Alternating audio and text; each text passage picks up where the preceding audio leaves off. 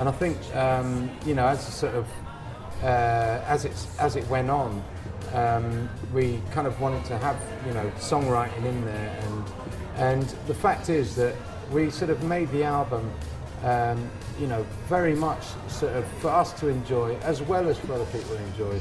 And if the criteria was like we had to enjoy it, although we were sort of thinking we want to sort of communicate to other people, so it's not like we're just being indulgent and kind of making an album, an avant-garde album for ourselves that only we could enjoy. But the fact is that we sort of really enjoyed making it, and therefore I had to sort of even just think a lot less about what lyrics were coming out and sort of what they meant and all of that, and it was just important that it was done in that sort of spirit of good humour and and not taking itself too seriously.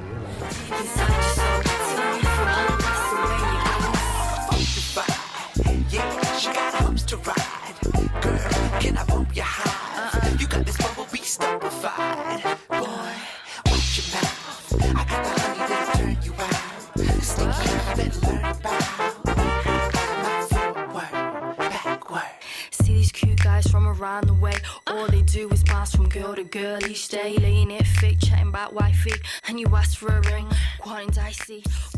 Tom actually, came up with the title. It's good to get high with your wife, and which I was just loving for its sort of humour. And then I said, well, I think the wife kind of flows off the tongue, So we had a little argument about that. But I won out in the end. I got my 2 pence worth in there. I'm not sure if you won, but anyway, yeah. I think it's good. It's always good to you get high with the wife. It's sort of inclusive. It's an inclusive thing. It means that we can sort of get up to whatever we want to get up to, but you include the wife. So it's a 2-pronged thing, you have the wife there, which is enjoyable, and you've got her there, and you can get up to what you want to do as well, obviously, be party with your mates, and, and just it's an inclusive thing, and we're all happy together, it's kind of essentially like what we're all about, I think. Well, Simone I really enjoyed her stuff. She was the female voice of the Last Streets record, his kind of his concept record. And I thought she was great on that. And I've heard little bits and pieces of her coming through. And as she came down, she was great. She's brilliant. She's involved in the live stuff. She's really into that. She's her own woman with her own ideas. But we really enjoyed working with her. And then the other guy was Jack Splash, still partner.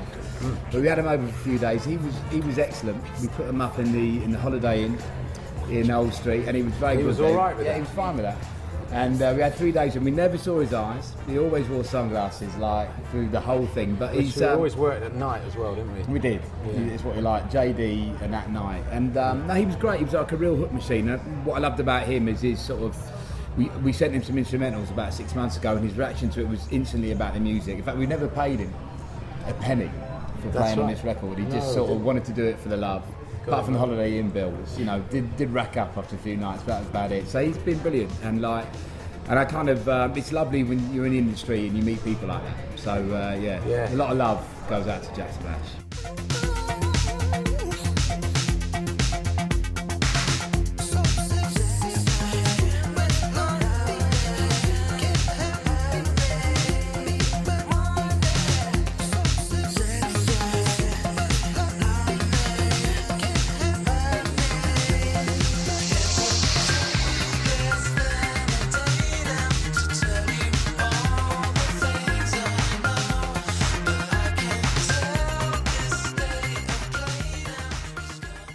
The music lends itself quite well to pop, so we're doing a bit of stuff like that at the moment. We've got a few irons in the fire, and then I think really, we'd like to do an EP sooner rather than later, and just sort of feel like it's a project we're going to build.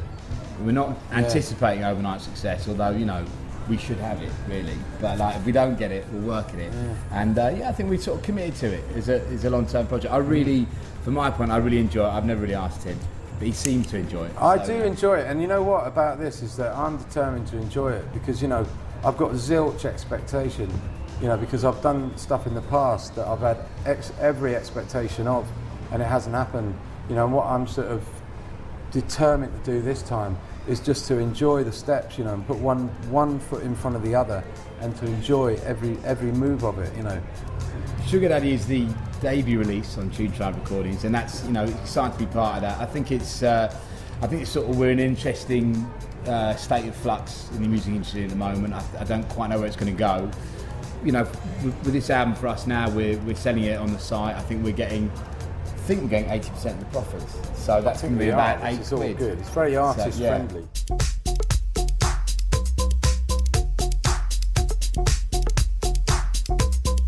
Didn't I show you love?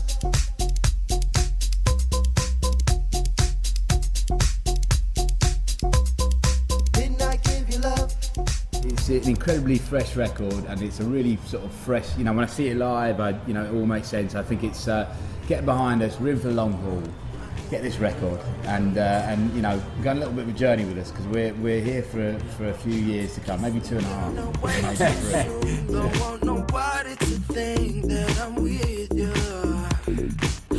So I sit myself inside of the room with the dad from the girl sitting